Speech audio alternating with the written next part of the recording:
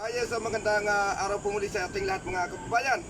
Nandito po tayo sa kung paano ma-process ang pagtatanim ng ubi, no? Nagkataon ito ay hindi yung malalaki na maiksi lamang, kundi mahaba po ito. Ito yung tinatawag na ubing pugita, style sinawa. Yung sawa ba? Puti ang laman nito at ang balat niya ay pula, mga kababayan, no? Kaya instead na ito ay diamond style, ito ay puputol-putulin lang natin upang dumami po ito, kasi tutubo ito na ang isang tubo niya, isang tanim niya ay parang mga 5 to 6 na tubo. Kaya kailangan ay nakaputol-putol lang siya. Okay, simulan po natin ano. Ito po siya. Para malaki kaagad ang magiging puno niya, yung mga laman, ay medyo malaki po ang ating hiwa, no? Yan. Ito po. At kapag ganito po ay kailangan mailagay po natin kaagad sa abo upang ito ay hindi mabulok, mga kababayan, ano? Tingnan po natin. Yan.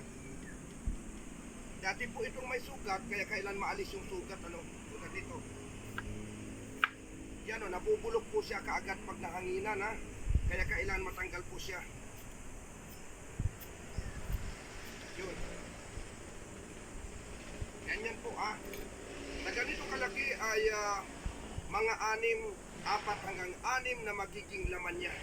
Pag ganito po ang tanim niya, para yung mga usbong ng mga baking ay dito manggagaling, ha? Ito po, ha? Yun. Yan.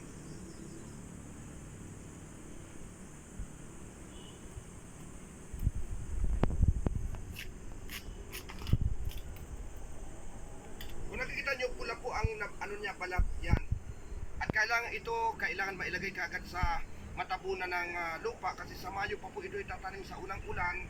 Kailangan matabunan ng lupa at madiligan kaunti, kasi upang hindi po siya matuyo ang kanilang mga balat. Yes.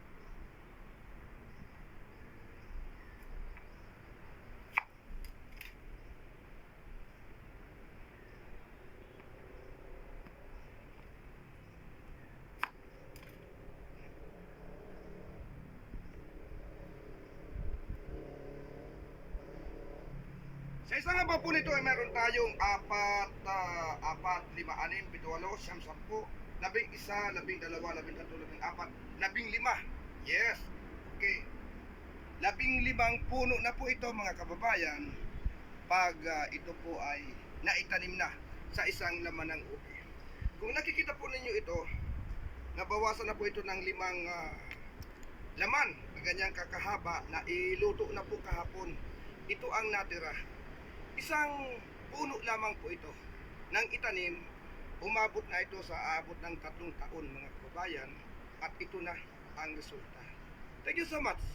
Magandang araw po. Thank you.